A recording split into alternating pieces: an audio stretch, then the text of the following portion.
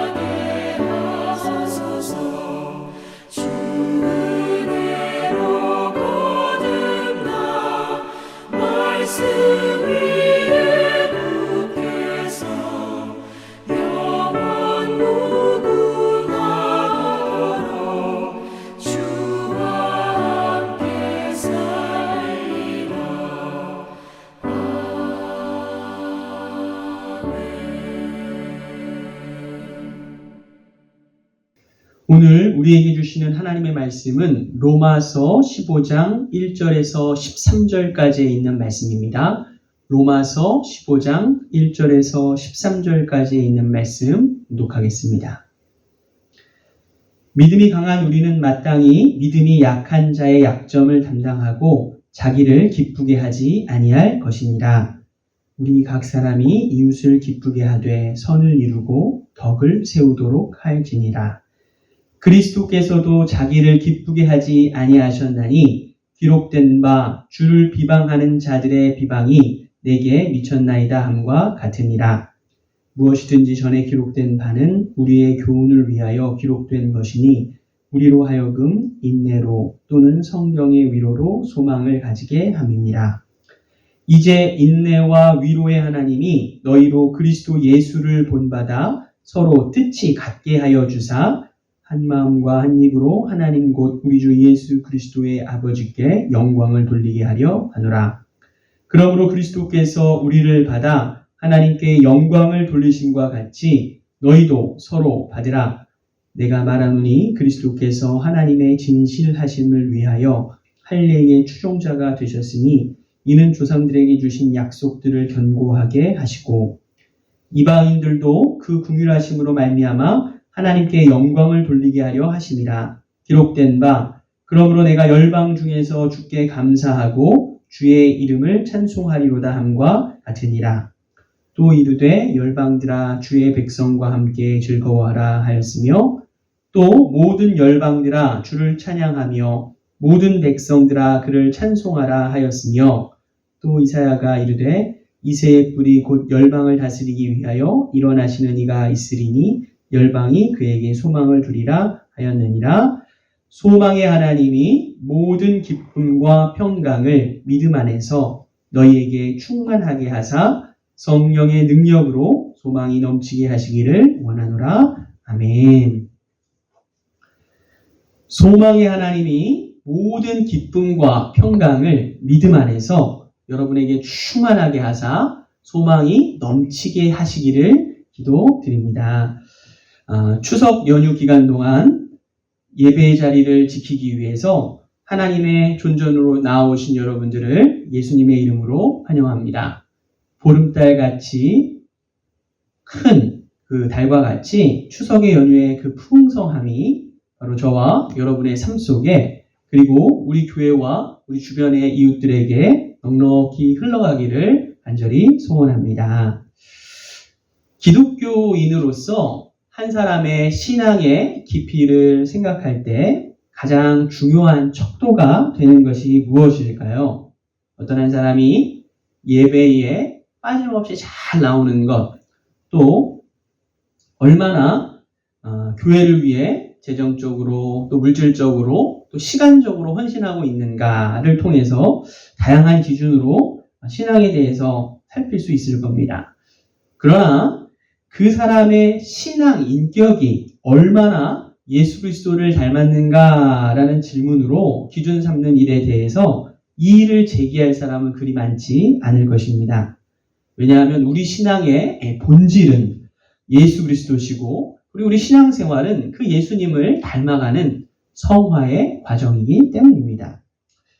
예수님의 성품 중 가장 두드러지는 것을 찾보자고 한다면 바로 십자가, 자기 희생의 사건, 그 성품을, 희생의 성품을 떠올릴 수 있습니다. 우리 죄로부터 구원하시기 위해서 하늘의 영광을 버리고 이 땅에 가장 낮은 자의 모습으로 오셔서 그 섬김의 삶을 살다가 인류 구원을 위해서 가장 수치스럽고 또 가장 모욕적이고 또 가장 고통스러운 그 십자가의 형을 친히 담당하셨기 때문이죠.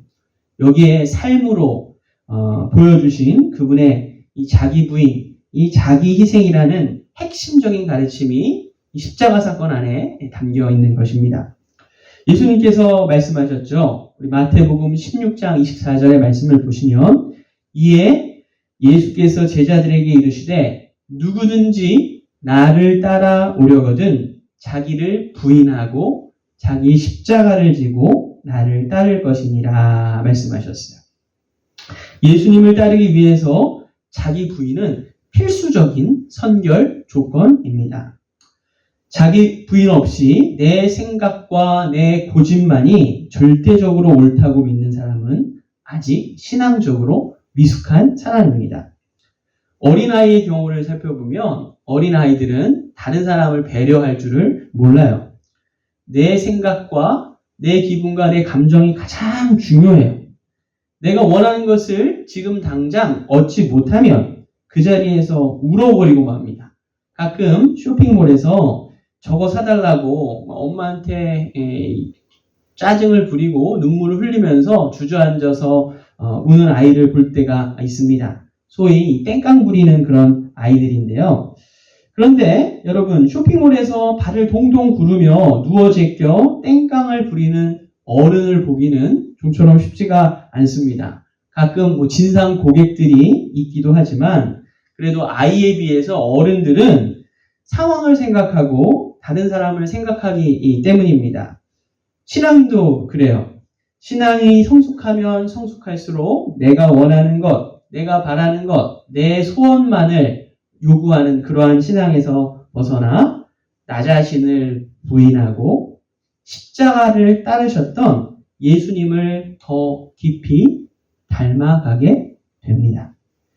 예수님이 그러셨던 것처럼 내 감정과 내 상황보다 다른 사람의 감정과 상황을 더 배려하게 됩니다.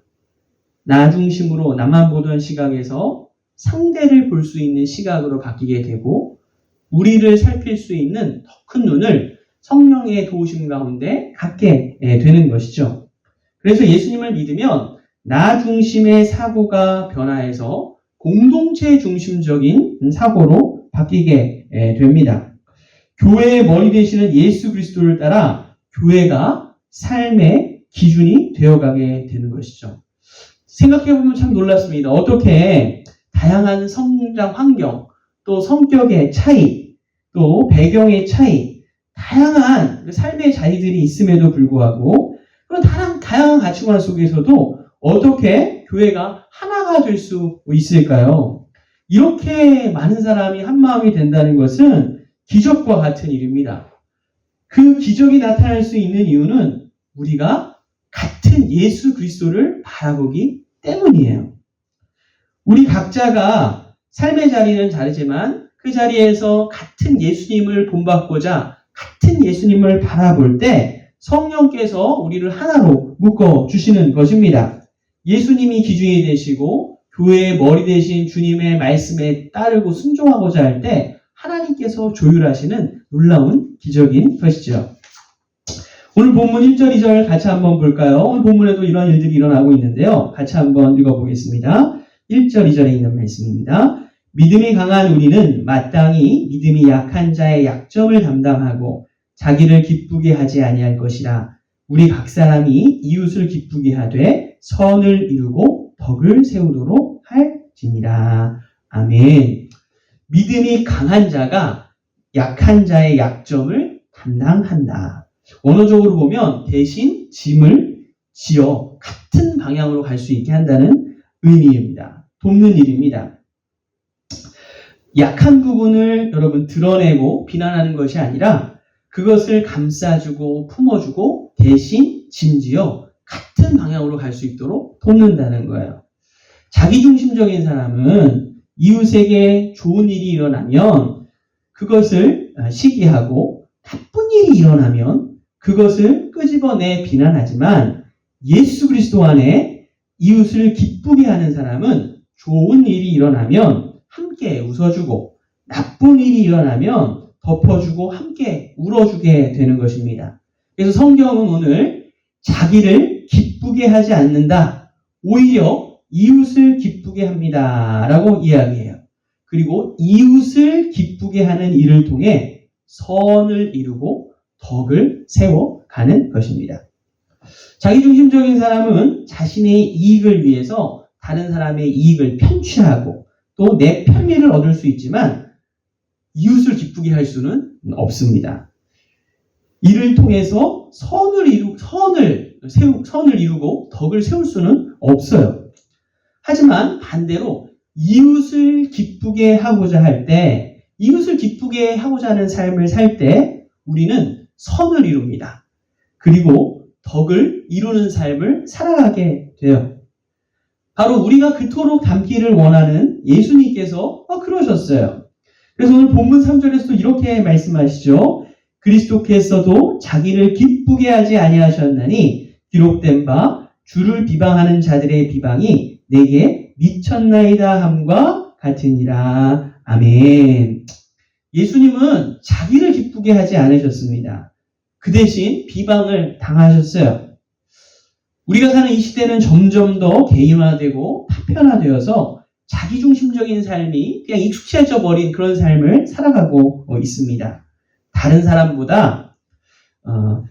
사람이 힘들어도 내가 더 많은 이익을 얻을 수 있는 것이 더 취하는 것이 더 똑똑한 것처럼 보여지는 시대를 살기도 해요. 그러나 오늘 성경의 본문은 우리가 믿는 복음은 이러한 자기중심성의 도전장을 내밉니다. 예수님이 보여주신 그 십자가와 복음은 그게 아니라고 할 수 있지만 사랑 때문에 절제하고 내가 더 많은 이익을 볼 수 있지만 손해를 선택하는 것이라고 내가 아니라 예수님이 그러셨던 것처럼 이웃을 기쁘게 해서 선을 세우고 덕을 세우는 것이다 라고 우리에게 말씀하고 있어요. 그럴 때 거기에 하나님의 통치 그리고 하나님 나라가 시작되는 것입니다. 추석 연휴가 길지요. 그런데 우리 주변에 연휴와 상관없이 공익을 위해서 일해하는 수고하시는 분들이 계십니다. 최전방 지금 이 시간에도 헌신하고 있는 군인들, 또 불이 나면 안 되기 때문에 항상 대기해야 되는 소방서의 소방관들, 또 연휴와 상관없이 운행해야 되는 철도, 또 차량 등 연휴 때 절대 없어서는 안 되는 분들이죠. 또 어떤 이들은 그런 긴 연휴가 더 외로운 분들도 계십니다. 저도 신학교 시절에 이 연휴 기간 혼자 기숙사에서 보내야 했던 때가 있었는데요. 그 좀처럼 쉽지 않더라고요. 어렵더라고요. 기숙사에서 밥을 해주시는 분들도 추석 때문에 고향으로 가시고 또 밥을 사 먹어야 되는데 그때는 뚜벅이니까 차가 없으니까 문 연 식당을 찾기도 그런 어려운 형편이었습니다. 그러다가 밥 해주는 식당을 만나면 문이 연 식당을 만나면 얼마나 반갑든지 여러분 아마 오늘까지 대부분의 많은 분들이 가족들과 또 일가 친척들과 이미 많이 만나고 계실 겁니다. 그런데 이 기간 동안에 홀로 계신 분들, 외로운 분들은 없는지 우리가 서로를 살핀다면 어떨까요? 라디오를 듣다 보니까 이런 이야기가 등장했습니다. 어떤 분들은 동료 택시기사 또 버스기사 분들을 위해서 자기가 그날은 어차피 일을 해야 되니까 도시락을 싸와서 함께 전도하겠다라는 그런 이야기를 하시는 분도 계셨고요. 또 어떤 분들은 요구르트를 사서 또 식혜를 이렇게 사서 옆집에 홀로 계신 분을 위해서 나누겠다라고 이야기하는 게 라디오를 통해서 흘러나왔는데 저는 이야기만 들었는데도 벌써 제 마음이 따뜻해지는 것을 경험했습니다.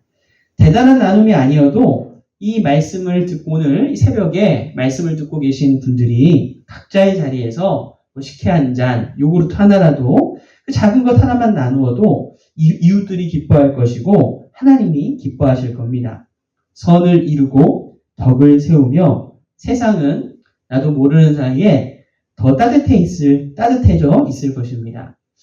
담임 목사님께서 말씀하셨던 것처럼 병상에서 추석 연휴를 보내야만 하는 분들, 또 요양원에 계신 분들, 자녀들이 먼 곳에 있어서 홀로 보내야 하시는 분들 등 교회 내 마을과 속해 있는 분들뿐 아니라 또 우리 주변의 이웃들을 살피며 따뜻한 사랑의 전화 한 통, 또 가까운 곳 내 옆에 있는 지역의 방문이 교회 안에서 큰 위로가 되고 또 이웃들에게 기쁨이 되지는 않을까요?